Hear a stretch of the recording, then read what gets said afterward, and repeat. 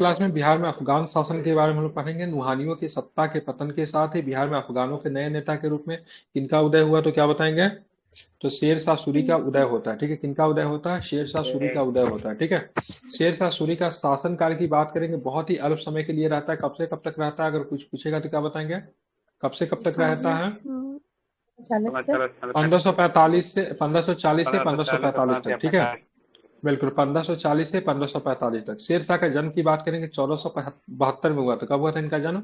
1472 में हुआ। तो कहाँ पे हुआ था? होशियारपुर में हुआ था, बैजबारा होशियारपुर में हुआ था। ठीक है, शेर शाह का जन्म सासाराम में नहीं हुआ था, ध्यान रखिएगा। ठीक है, बैजबारा होशियारपुर नामक स्थान में अफगानी महिला के गर्भ से हुआ। शेर शाह के पूर्वज आरंभ में अफगानिस्तान के राहरी ग्राम में से थे। ये प्रश्न इंपोर्टेंट है। शेर शाह का पूर्वज कहाँ से आते थे?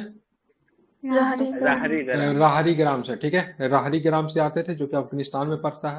लेकिन इनका जन्म की बात करेंगे बैजबारा में पड़ता है। ठीक है, ध्यान रखें, जो कि 1472 में इनका जन्म हुआ। ठीक है, फरीद खान की बात करेंगे उर्फ शेर शाह, बिहार में सासाराम के जागीरदार हसन खान सूर का पुत्र था। ठीक है, पिताजी का नाम क्या था? हसन खान। ठीक है, ध्यान में हसन खान सूर। ठीक है, ध्यान रखें, हसन खान सूर। ठीक है, ध्यान में रखेंगे। ठीक है, क्या नाम था पिताजी का नाम? हसन खान सूर। ठीक है, ध्यान में रखना है। ठीक है, बिल्कुल ठीक है, ध्यान में रखना है। ठीक है, तो ये बिहार के कहाँ के जागीरदार थे? हसन खान सूर कहाँ के जागीरदार थे? सासाराम। जागीरदार थे। कहाँ के जागीरदार थे? तो सासाराम के क्या थे? जागीरदार थे। ठीक है, ध्यान में रखेंगे। ठीक है, ब्लॉक कर देंगे उसे। कितने रुपए में? कुछ नहीं, बेवकूफ आदमी सब जा चेक करो, प्ले स्टोर बना हुआ है, वहां पे ऐप है। ठीक है, तो फरीद खान की बात करेंगे। फरीद खान उर्फ शेर शाह की बात। फरीद खान उर्फ शेर शाह बिहार के सासाराम के जागीरदार हसन खान सूर का क्या था? पुत्र था। ठीक है, सल्तनतकालीन शासक बहलोल के काल में शेर खां के पिता इब्राहिम खां भारत आया था। ठीक है, तो सल्तनत कालीन शासक, ठीक है, बहलोल लोदी के शासन काल में शेर शाह के दादाजी का नाम क्या था? इब्राहिम खान। वो मतलब क्या आए थे? भारत आए थे। ठीक है, इब्राहिम खां का पुत्र हसन खान सूर, और हसन खान सूर का पुत्र जो होंगे शेर शाह सूरी होंगे। ठीक है, इनकी शिक्षा दीक्षा कहाँ पे हुई थी? ठीक है, पूछा जाता है शेर शाह सूरी की शिक्षा दीक्षा कहाँ पे हुई थी, बहुत बार पूछा है। ठीक है, इनका जौनपुर में होता है। ठीक है, जौनपुर में अपनी शिक्षा दीक्षा समाप्त करने के बाद फरीद सासाराम में अपने पिता जागीर का प्रबंध करने में लग गया। ठीक है, जौनपुर से इन्होंने शिक्षा दीक्षा को ग्रहण किया था, और उनके बाद प्रशासन चलाने की जो जिम्मेवारी जो होती है अपने पिता के साथ संभालने, मतलब कहा गया, कहाँ आ गया? सासाराम आ गया। ठीक है, जन्म अगर पूछेगा जन्म कहाँ पे हुआ था? बैजबारा होशियारपुर में जन्म हुआ था। ठीक है, शिक्षा दीक्षा कहाँ पे हुआ था? शेरशाह सूरी का कहाँ पे हुआ था शिक्षा दीक्षा? जौनपुर।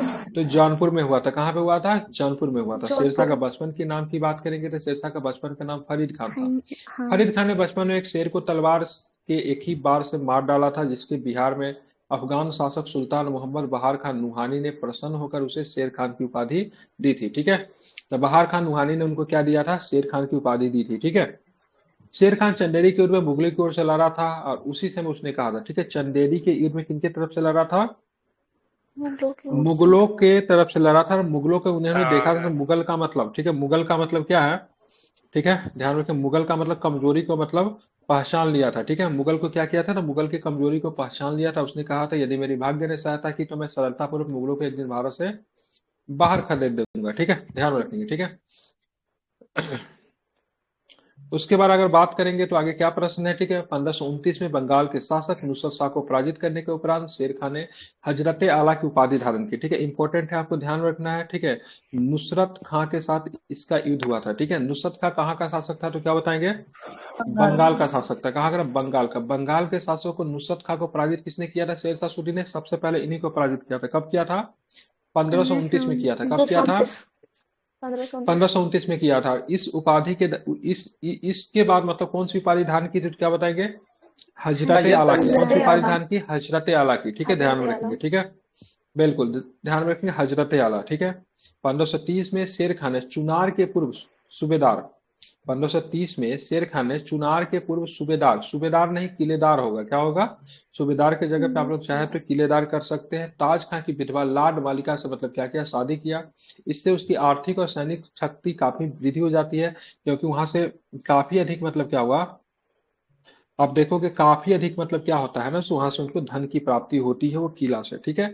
तो 1530 में शेर खान ने चुनार के किला पे आप देखेंगे तो एक तरह से उनके अधिकार के अंतर्गत आ गया, ठीक है। अब ये दोहरिया का युद्ध कई बार एग्जाम में पूछा जाता है, ठीक है। दोहरिया का युद्ध कब हुआ था? 1532 में हुआ पंद्रह था सौ दोहरिया का बत्तीस युद्ध, ठीक है। और इसमें शेर खान ने महमूद लोदी का साथ दिया था। किसका साथ दिया था? महमूद लोदी का। मतलब क्या कहते हैं दोहरिया के युद्ध में, मतलब शेर खान ने महमूद लोदी का साथ दिया था, ठीक है। कब हुआ था दोहरिया का युद्ध? 1532 का युद्ध। ऊपर में एक और सौ कौन सा इसके साथ नुसरत खां के साथ कब युद्ध हुआ था? 29 में 1529। 1529। बिल्कुल, ठीक है। ये दोहरिया का युद्ध किसके किसके बीच में लड़ा गया था? शेर खान, महमूद लोदी, सूरजगढ़ की, पता नहीं। 1532 में हुआ था, ठीक है। ये हुमायूं के बीच में हुआ था, महमूद लोदी के बीच में हुआ था। किसके किसके बीच में हुआ था? हुमायूं वर्सेस महमूद लोदी, ठीक है, ध्यान रखेंगे, ठीक है। हुमायूं वर्सेस महमूद लोदी के बीच में क्या हुआ था? ये युद्ध हुआ था जिसमें शेर खान ने महमूद लोदी का साथ दिया था, ठीक है। अब देखिए 1534 में सूरजगढ़ की लड़ाई में शेर खान ने बंगाल की सेना को पराजित करके पूर्वी भारत में अपनी स्थिति मजबूत कर ली, ठीक है।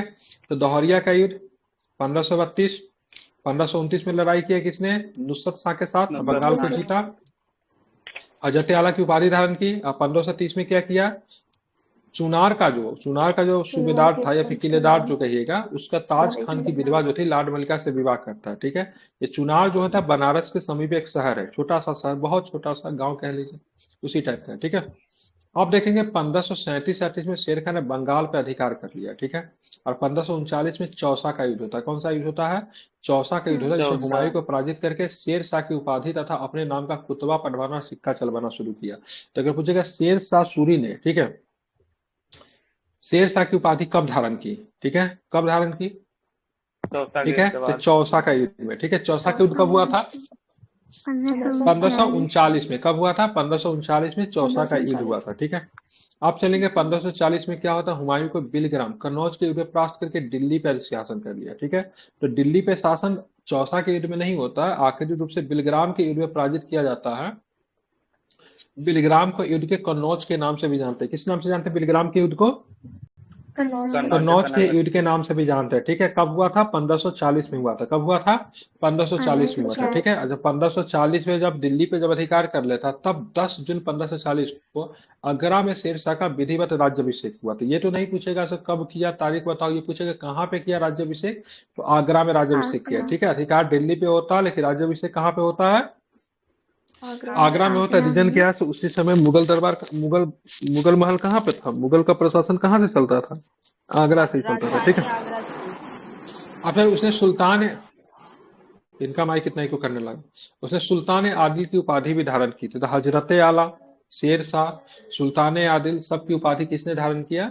तो शेर शाह सूरी ने, ठीक है। शेर शाह ने, ठीक है, शेर शाह ने 1542 में मालवा पे आक्रमण करके, ठीक है, उस पर अधिकार कर लिया।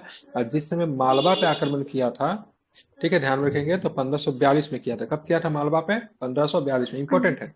मालवा से लौटने के क्रम में उसने रणथंभौर पे भी अधिकार कर लिया, ठीक है, 1543 में, ठीक है, ध्यान रखेंगे। 1543 में शेरशाह ने रायसीना पे आक्रमण करके वहां के राजपूत शासक पूरनमल को विश्वासघात करके मार डाला। इस आक्रमण के दौरान, ठीक है, स्त्रियों ने जौहर किया, ठीक है। अगर पूछेगा शेर शाह के ऊपर कोई कलंक है, तो बिल्कुल एक कलंक है। रायसीना पे जो आक्रमण किया था, तो वहां का जो शासक जो था पूरनमल, उनको बहुत ही धोखे से मारा गया था, कुछ बच्चों की भी हत्या की गई थी।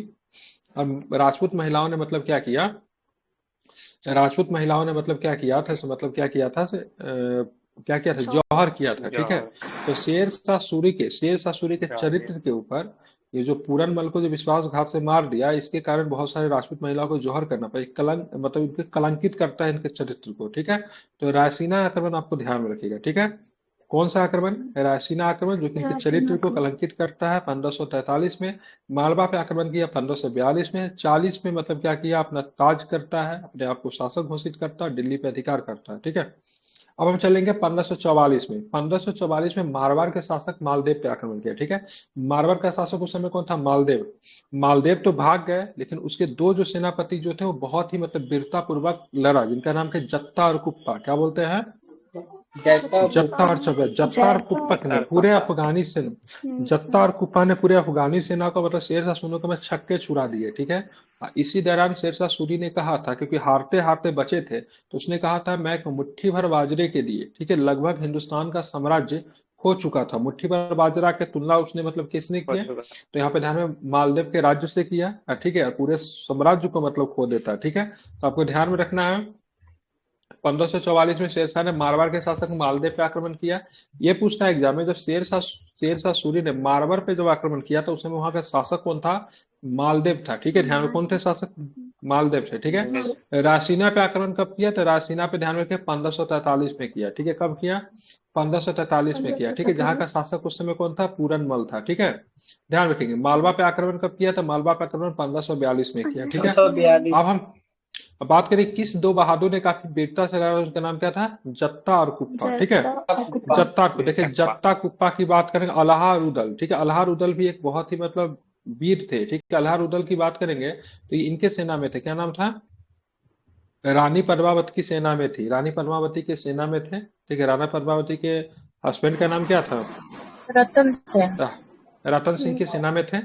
और जत्ता वहां पे अलाहा रुदल जो थे बड़ी बहादुरी के साथ मतलब क्या थे, लड़ते हैं और अलाउद्दीन खिलजी के सेना को बुरी तरीके से मतलब क्या करते हैं, पराजित करते हैं, ठीक है। तो दोनों भाई थे, यहाँ पर भी जत्ता कुप्पा दोनों भाई है, और वहां पर भी दोनों के दोनों क्या थे, दोनों के दोनों भाई थे। तो जत्ता कुप्पा हो गया, अल्हार उदल हो गया। तो राजस्थानी कल्चर में, राजस्थानी म्यूजिक में उनका नाम आपको देखने को, अल्हार उदल का नाच भी होता है, ठीक है, जो कि कल्चर का हिस्सा बिहार में भी होता है कहीं पे, ठीक है। उसी तरह से जत्ता कुप्पा का नाम आपको ध्यान में रखना है, ठीक है।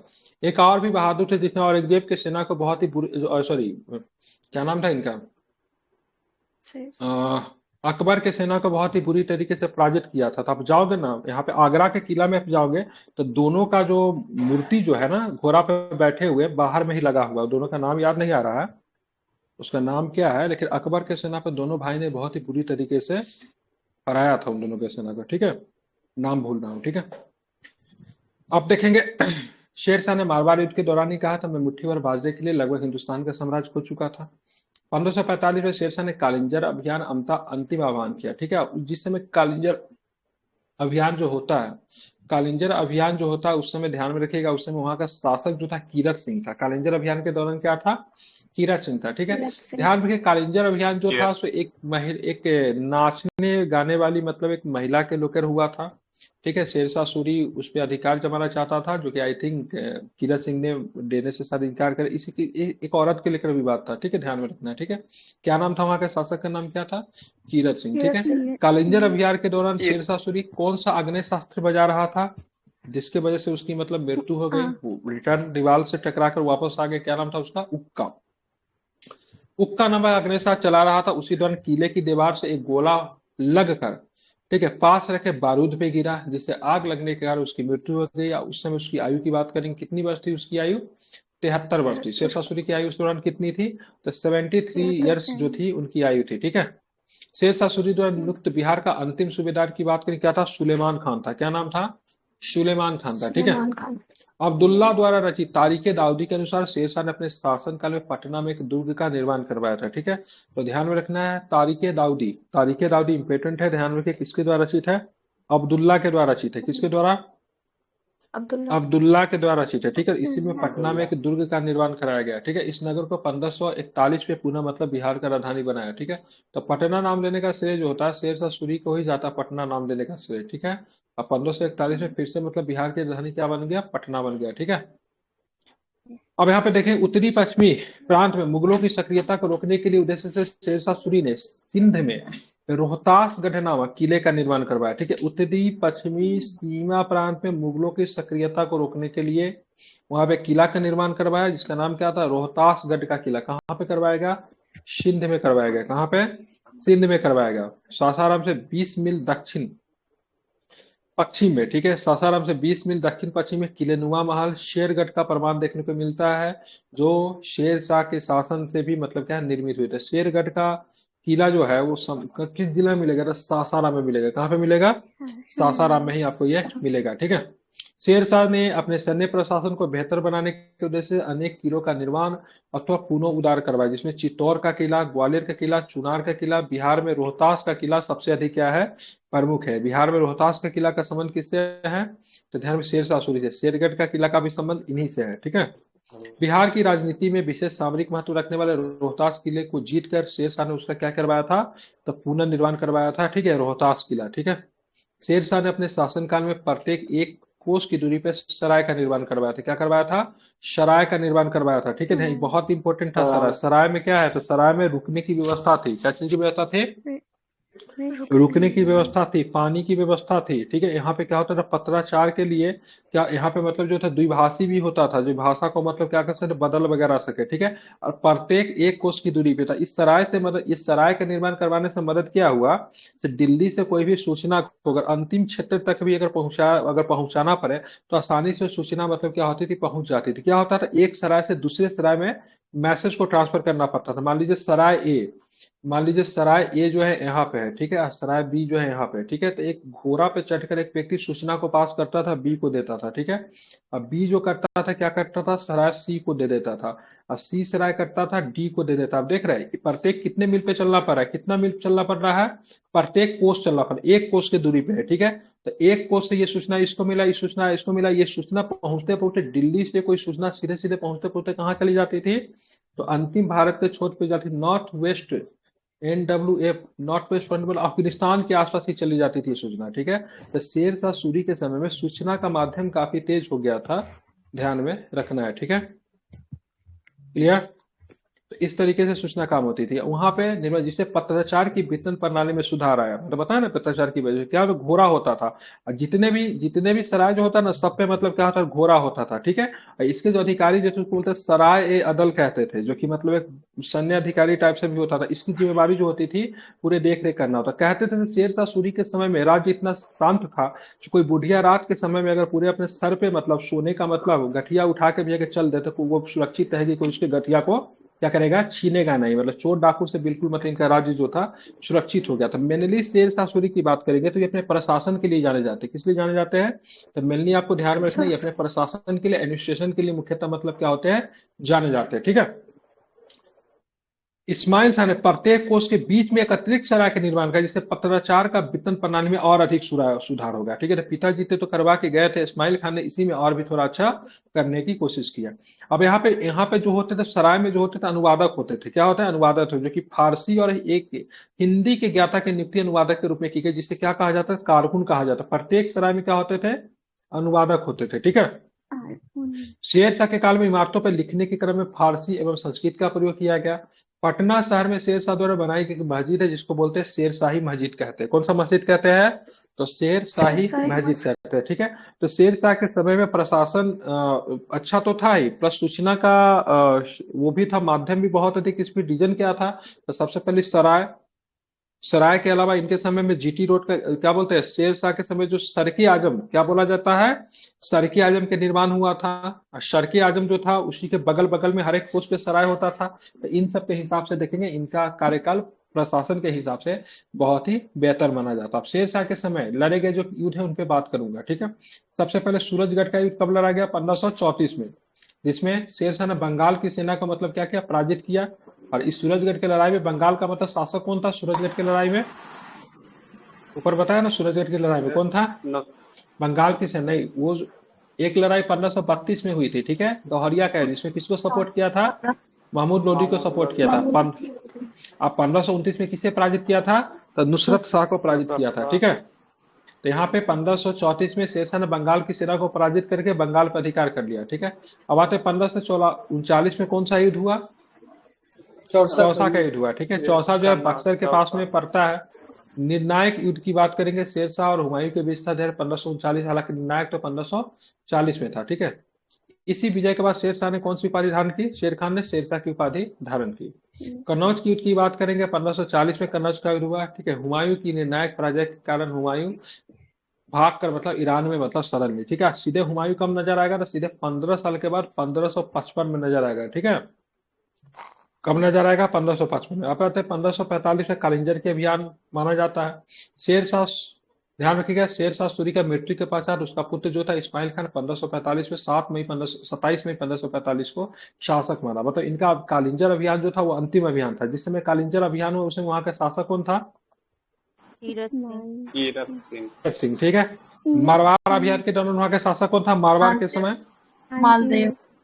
ठीक, बिल्कुल ध्यान रखें, मालदेव के समय वहां का शासक जो था मालदेव था। रायसीना के दौरान कौन था शासक? रायसीना के दौरान जट्टा गुप्ता तो वो थे सूरज नहीं कुछ क्या थे पूरनमल।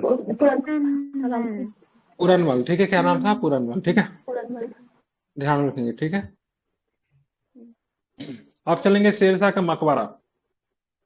शेरशाह के मकबरा से प्रश्न बीपीएससी पूछ चुका है, तो हम लोग इसके मकबरा को देखते हैं, ठीक है।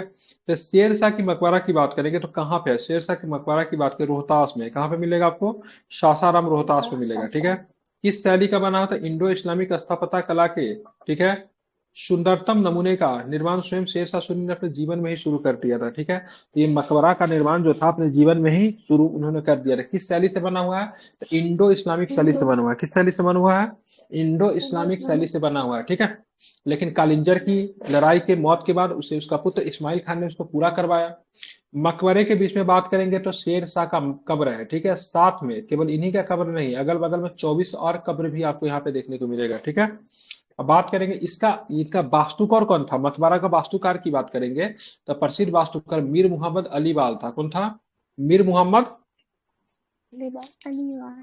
अलीवाल। क्या नाम था? नोट कर लीजिएगा, नाम इंपॉर्टेंट है। मीर मोहम्मद अलीवाल का नाम ध्यान में रखना है, ठीक है। मीर मोहम्मद अलीवाल खान के द्वारा बनाई गई निर्माण, इसका निर्माण की बात करेंगे 5 वर्षों में पूरा होता है। 1540 से लेकर 1545 में, मतलब समझिए जो शेरशाह के प्रशासन का समय है, मतलब 1545 के लास्ट तक होते रहता। जब शेरशाह सूरी का मृत्यु हो जाता तब कहेंगे मकबरा का निर्माण पूरी तरीके से पूरा किसने करवाया? तो इस्माइल शाह करवाते हैं, ठीक है। अब बात करेंगे यह कैमूर के करीब लाल बलुआ पत्थर से निर्मित मकबरा, ध्यान रखिएगा, इसकी हाइट कितनी है, इसकी ऊंचाई कितनी है? तो 37 मीटर ऊंचाई है, या फिर 122 फीट कह सकते हैं। जो 52 एकड़ में विस्तृत एक कृत्रिम झील में खड़ा है, ठीक है। झीलों के बीचों बीच है। कितना क्षेत्र है? क्षेत्र कितना है इसका? 52 एकड़। कितना क्षेत्र है? तो 52 एकड़ क्षेत्र है, ठीक है। यह मकबरा अष्टकोणीय आकृति से निर्मित है। कैसी है? अष्टकोणीय है। कैसी है? क्या बताएंगे? अष्टकोणीय है, ठीक है। निर्माण कब से कब तक हुआ था? क्या बताएंगे? 1540 से 1545 में, ठीक है। किस जिला में है तो क्या बताएंगे?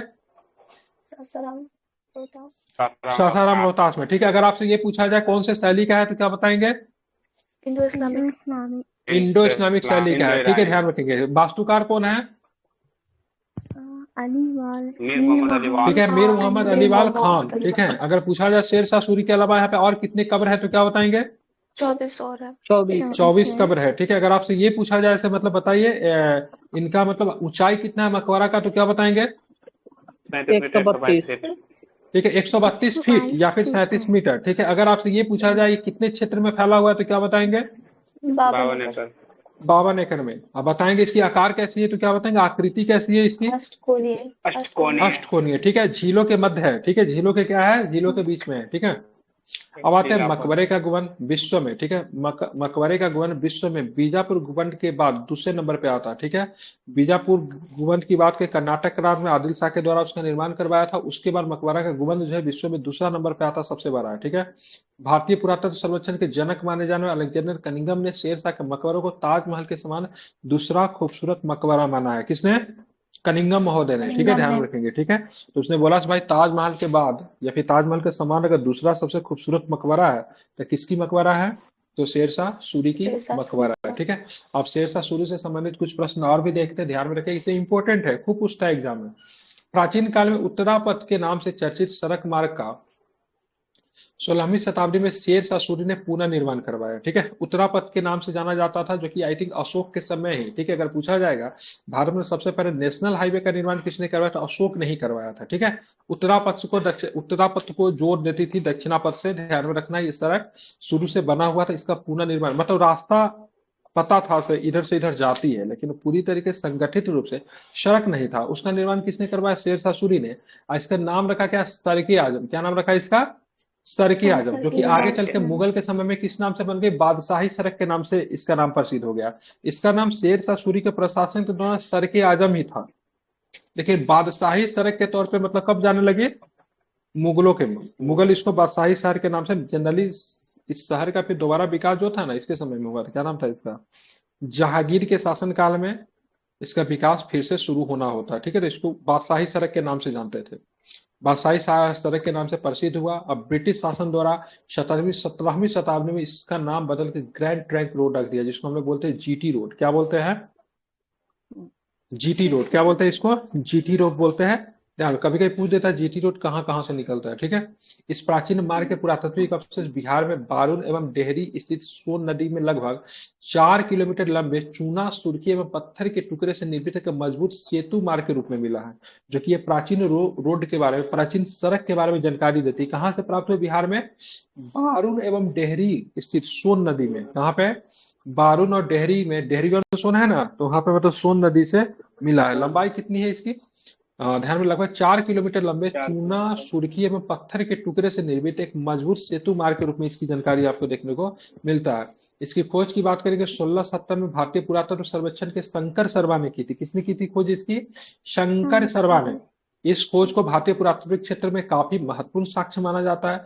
पहले यह सड़क ए आजम राजमार्ग आज के काबुल से ढाका तक जाती थी। कहां से जाती थी, काबुल से ढाका तक जाती। ठीक है, पहले ये सर के आजम आज के काबुल से ढाका तक जोड़ देती थी। ठीक है, अब भूमि को सही ढंग से माप पे लाने का निर्धारण करने के लिए सबसे बड़ा कार्य जो था, ठीक है, भू राजस्व प्रणाली को जब्ती प्रणाली कहा जाता है।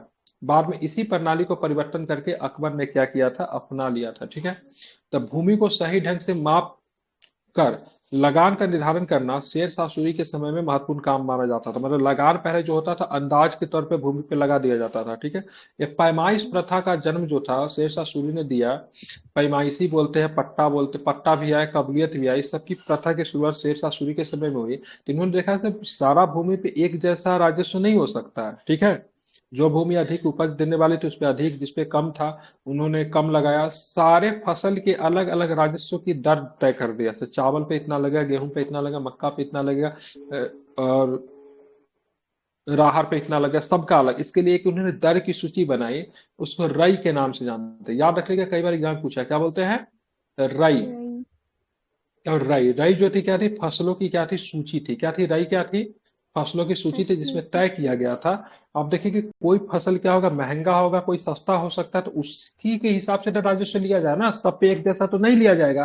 तो सबसे पहले ये काम किसने किया था, शेरशाह सूरी ने किया था। जब्ती प्रणाली की शुरुआत हुई शेरशाह सूरी ने। इसी का संशोधित रूप किसने अपनाया, अकबर ने। शेरशाह ने टोडरमल की जब्ती प्रणाली को अपने शासन में भू राजस्व वसूली होती अपनाया था। ठीक है, अतः शेरशाह को जब्ती प्रणाली के जन्मदाता माना जाता। शेरशाह ने टोडरमल की जब्ती प्रणाली को, अकबर ने टोडरमल की जब्ती प्रणाली को अपने शासन में भू राजस्व वसूली हेतु अपनाया था। अतः शेरशाह को ही जब्ती प्रणाली को, ये कैसे लिख दिया है, पर ध्यान में रखिएगा, शेर शाह सूरी को जब्ती प्रणाली के रूप में जानते हैं। ठीक है, अकबर का राजस्व मंत्री, ये जब अकबर ने जो मतलब वहां पे नया जो मतलब प्रणाली अपने राजस्व को लेकर जब्ती प्रणाली, तो टोडरमल ने ही इंट्रोड्यूस किया था। ठीक है, एक पट्टा होती थी, एक कबूलियत होती थी। ठीक है, कबूलियत प्रथा की शुरुआत किसने की, पट्टा और कबूलियत प्रथा का, तो शेर शाह सूरी ने किया। ठीक है, शेर शाह सूरी में, ठीक है, 178 ग्रेन के चांदी का जो सिक्का जो चलता था उसको क्या बोलते थे, रुपया बोलते थे। क्या बोलते थे, रुपया। रुपया जो था चांदी का सिक्का था। ठीक है, तांबे के सिक्कों को क्या बोलते थे, ग्रेन बोलते थे। क्या बोलते थे, ग्रेन बोलते थे। ठीक है, सॉरी, दाम बोलते थे। क्या बोलते थे, दाम बोलते थे। ठीक है, तो रुपया जो था चांदी का सिक्का था, जो कि 178 ग्रेन का था। दाम की बात करेंगे तो ध्यान में रखेगा, ये तांबे का सिक्का था, जो कि 180 ग्रेन का था। कितने ग्रेन का था तांबे का सिक्का, 380 380 ग्रेन का था। ठीक है, 380 ग्रेन का दाम होता था, 178 ग्रेन का रुपया होता था। ठीक है, शेर शाह ने हुमायूं द्वारा निर्मित दीन पनाह को तोड़कर दिल्ली में पुराने किले का निर्माण करवाया। दीन पनाह का निर्माण जो था हुमायूं ने करवाया था, उसको तोड़ के दिल्ली में पुराने किले का निर्माण किसने करवाया था, क्या बताएंगे। ठीक है, और तो ध्यान में आपको रखना है किसने, तो शेरशाह सूरी ने। ठीक है, अब आते हैं इसी किले के अंदर कुला कीन्हा नामक मस्जिद का निर्माण भी शेर शाह सूरी के द्वारा करवाया गया। ठीक है, तो किला और कुन्हा का निर्माण किसके द्वारा करवाया गया? शेरशाह सूरी के द्वारा। ठीक है, प्रसिद्ध इतिहासकार कीन के शब्दों में किसी भी सरकार ने, यहाँ तक ब्रिटिश सरकार ने भी इतनी बुद्धिमत्ता का परिचय नहीं दिया जितना कि इस पठान ने दिया था। ठीक है, ये स्टेटमेंट किसने है? शेरशाह सूरी के बारे में स्टेटमेंट कौन कहते हैं? कीन। कौन बोलते हैं? कीन। मतलब बोला कि जितने और जितना अच्छा कार्य इन्होंने किया, जितने बुद्धिमत्ता के साथ इन्होंने कार्य किया, उतना मतलब बात करेंगे तो ब्रिटिश सरकार ने भी नहीं किया। मतलब कीन महोदय कहते हैं इनके बारे में प्रशंसा करते हुए से किसी भी सरकार ने, स्वयं यहाँ तक कि ब्रिटिश सरकार ने भी इतनी बुद्धिमत्ता का परिचय नहीं दिया जितना कि इस पठान ने दिया। ठीक है, शेर शाह की मृत्यु कर उसका बेटा इस्माइल शाह दिल्ली की गद्दी पे बैठा। अब 1555 ईस्वी में इस्माइल शाह की मृत्यु के बाद अफगान बुरी तरह से परास्त हुए और हुमायूं पुनः दिल्ली के शासक बना। ठीक है, दो लड़ाई होती है, एक लड़ाई को सरहिंद और बोलते हैं मछुआरा। सरहिंद और मच्छीवाड़ा। ठीक है, कौन सी लड़ाई होती है? सरहिंद की लड़ाई और मच्छीवाड़ा की लड़ाई। दोनों में मतलब क्या होता है? तो मतलब अफगान पराजित होते हैं, फिर से मतलब दिल्ली पे क्या होता है? मुगल का शासन। मतलब ठीक है, ध्यान में रखेंगे, मुगल का शासन मतलब क्या होता है?